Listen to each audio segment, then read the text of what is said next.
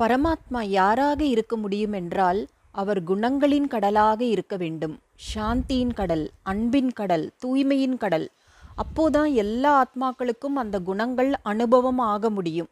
Suppose அவர் ஒரு சரீரத்தில் இருப்பவர் என்றால் அவரால் எத்தனை ஆத்மாக்களுக்கு அந்த பிராப்தியை அளிக்க முடியும்? முழு உலகத்துக்கும் கொடுக்க முடியுமா? இன்றைக்கு உலகத்தில் 800 கோடி ஆத்மாக்கள் இருக்கின்றனர். அவர்கள் அனைவருக்கும் எந்த ஒரு சரீரத்துடன் இருப்பவரும் சக்தி கொடுக்க முடியாது. Actually he is like a sun. Absolutely he is the sun. எப்படி அந்த சூரியன் லைட்டும் ஹீட்டும் தருகின்றதோ இந்த சூரியனும் நமக்கு லைட் தருகின்றார். Light of knowledge. பரமாத்மாவை ஞான சூரியன் என்று புகழ்கின்றனர். அவர் நமக்கு ஞானம் என்ற லைட்டும் தருகிறார், மைட்டும் தருகிறார். மைட் என்றால் சக்தி.